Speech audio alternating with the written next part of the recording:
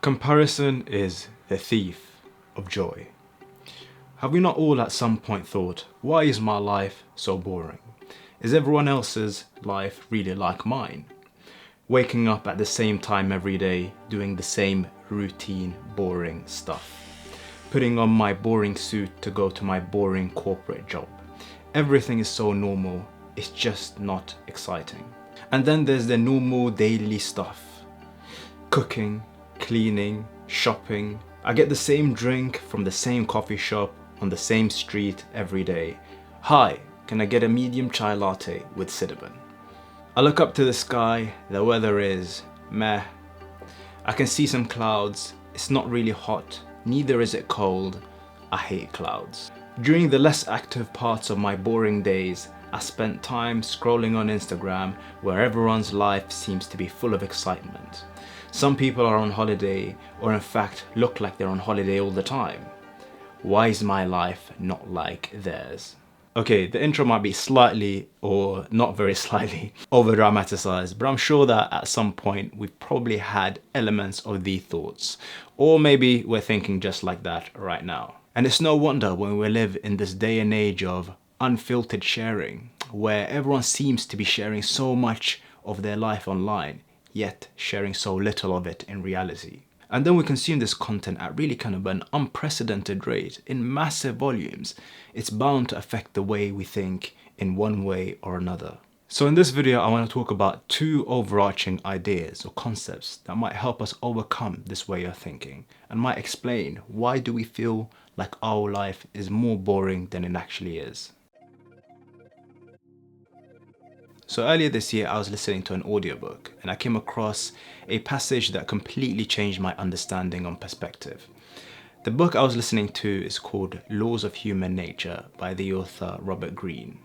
Now, regardless of what you might think about this author or what else he's written, I think this particular passage in this book was incredibly profound and useful for me. The main idea is that we all experience an objective reality, but we also ascribe subjective feelings towards that very reality. Two people may experience the same objective reality, but have completely different feelings towards what they're experiencing. And it all has to do with our attitude towards that very objective reality. Take, for example, two people who decide to move to France, Paris. One person, let's call him Bob, is a little awkward and shy. He finds that the people living in Paris aren't particularly friendly, and trying to learn the language has been really hard, which makes it worse for making friends. Bob hates the weather since it's always cloudy and the streets seem to always be full of rubbish and it's always unclean, or at least that's what he sees. In fact, Bob eventually stops trying to learn French because he feels the grammar is hard and he makes mistakes all the time. It makes him feel embarrassed and self-conscious. He concludes that Paris is one of the worst cities to visit. The other person, let's call him Sam, is a bit more outgoing. He finds the language interesting and had already tried to pick up some French before leaving his country. Je m'appelle, vous l'avez très bien français, Paris Saint-Germain. The weather is cloudy most of the time, but he thinks this is nice since he gets to avoid getting sunburn. And it's actually quite calm at night. Although the streets are a little unclean, he doesn't seem to notice it that often. More time he notices the green parks, the shops, and the big crowds of people from all walks of life.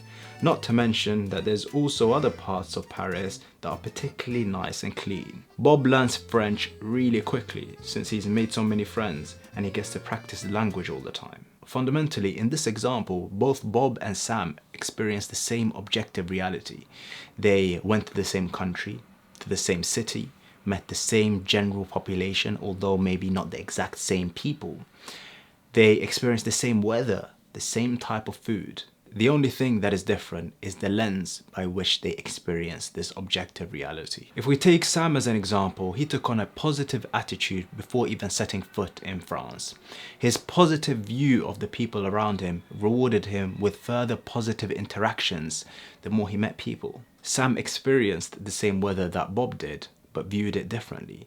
He found that the weather brought him a sense of calmness instead of constantly thinking about why he hates the cloudy weather. I mean, look at this. Have you ever noticed that when you encounter something for the very first time, you suddenly start to notice it way more frequently? So for example, say someone comes to you and they're like, hey, yo, bro, have you heard of these hard new cars called Tesla? Electric cars, they're now on the main road, they're allowed to be on there. And so you do a quick Google search, you now know what a Tesla looks like, and you've never seen it before. So you step outside tomorrow and suddenly you see that every third car on the main road is a Tesla. But yesterday you never noticed that there were Teslas on the main road.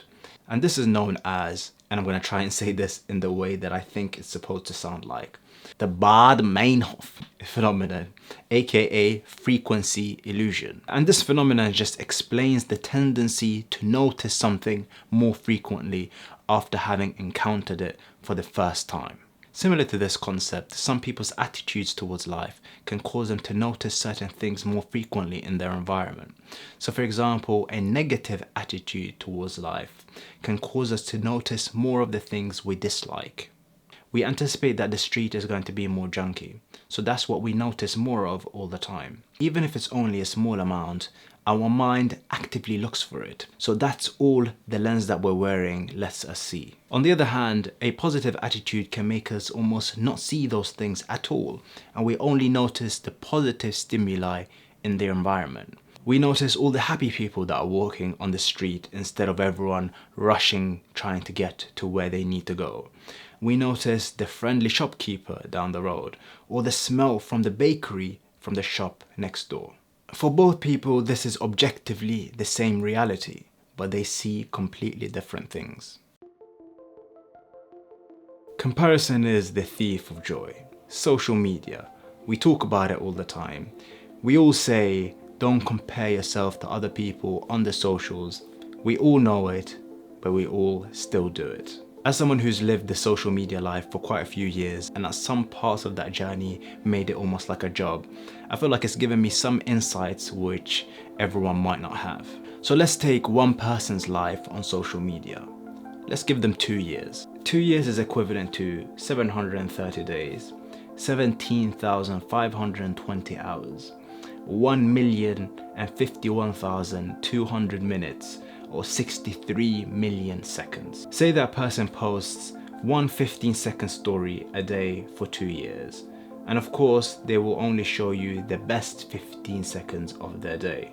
That's 1,080 seconds of their life that you get to see. And in percentage wise, 0.00001714 of their 2 years that they've purposely chosen to let be visible to everyone around the world. We all know that the mind is a master organizer, so it will take that 0.00001714% and extrapolate it to the rest of their 99.999983% of their life and make that 100% of their life seem incredibly amazing. No one on social media is going to show you the bad and the ugly. No one's going to show you their home when it's untidy, or their relationship when they're fighting, their life when they're ill, their stresses when they're anxious. Obviously, there's nothing wrong with that. No one wants to share the negatives or project a negative vibe to the world, right? But the issue is that it sets an unrealistic expectation of what life is supposed to be like.